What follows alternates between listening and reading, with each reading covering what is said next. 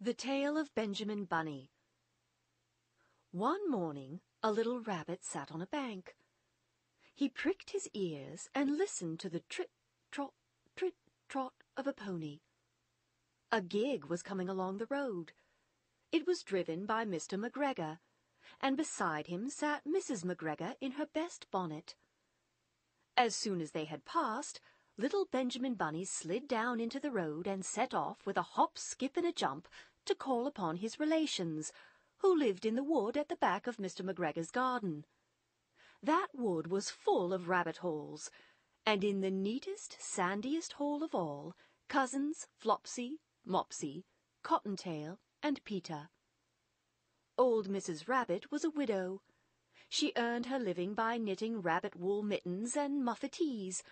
I once bought a pair at a bazaar.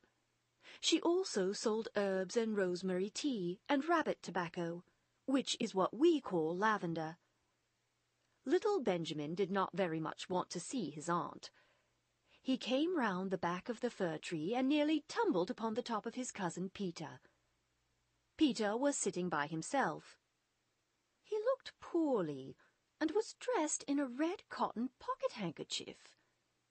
"Peter," said little Benjamin in a whisper, "who has got your clothes?"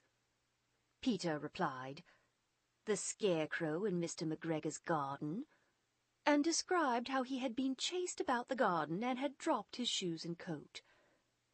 Little Benjamin sat down beside his cousin and assured him that Mr. McGregor had gone out in a gig, and Mrs. McGregor also, and certainly for the day because she was wearing her best bonnet. Peter said he hoped that it would rain. At this point, old Mrs. Rabbit's voice was heard inside the rabbit hole calling, "Cottontail! Cottontail, fetch some more chamomile." Peter said he thought he might feel better if he went for a walk. They went away hand in hand and got upon the flat top of the wall at the bottom of the wood. From here they looked down into Mr. McGregor's garden. Peter's coat and shoes were plainly to be seen upon the scarecrow, topped with an old tam-o'-shanter of Mr. McGregor's. Little Benjamin said, "It spoils people's clothes to squeeze under a gate. The proper way to get in is to climb down a pear tree." Peter fell down head first, but it was of no consequence, as the bed below was newly raked and quite soft. It had been sown with lettuces. They left a great many odd little footmarks all over the bed, especially little Benjamin, who was wearing clogs. Little Benjamin said the first thing to be done was to get back Peter's clothes, in order that they might be able to use the pocket-handkerchief. They took them off the scarecrow. There had been rain during the night, there was water in the shoes, and the coat was somewhat shrunk. Benjamin tried on the tam-o'-shanter, but it was too big for him. Then he suggested that they should fill the pocket-handkerchief with onions, as a little present for his aunt. Peter did not seem to be enjoying himself. He kept hearing noises. Benjamin, on the contrary, was perfectly at home and ate a lettuce leaf. He said that he was in the habit of coming to the garden with his father to get lettuces for their Sunday dinner. The name of little Benjamin's papa was old Mr. Benjamin Bunny. The lettuces certainly were very fine. Peter did not eat anything. He said he should like to go home. Presently he dropped half the onions. Little Benjamin said that it was not possible to get back up the pear tree with a load of vegetables. He led the way boldly towards the other end of the garden. They went along a little walk on planks under a sunny red brick wall. The mice sat on their doorsteps cracking cherry stones. They winked at Peter Rabbit and little Benjamin Bunny. Presently Peter let the pocket-handkerchief go again. They got amongst flower-pots and frames and tubs. Peter heard noises worse than ever. His eyes were as big as lollipops. He was a step or two in front of his cousin when he suddenly stopped. This is what those little rabbits saw round that corner. Little Benjamin took one look, and then, in half a minute less than no time, he hid himself and Peter and the onions underneath a large basket.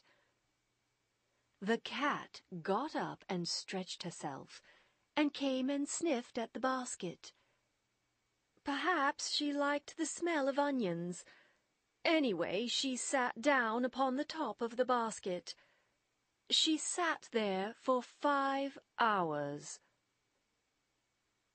I cannot draw you a picture of Peter and Benjamin underneath the basket, because it was quite dark and because the smell of onions was fearful.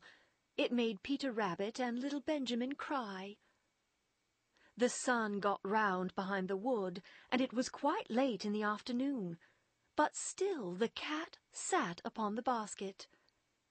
At length there was a pitter-patter, pitter-patter, and some bits of mortar fell from the wall above. The cat looked up and saw old Mr. Benjamin Bunny prancing along the top of the wall of the upper terrace.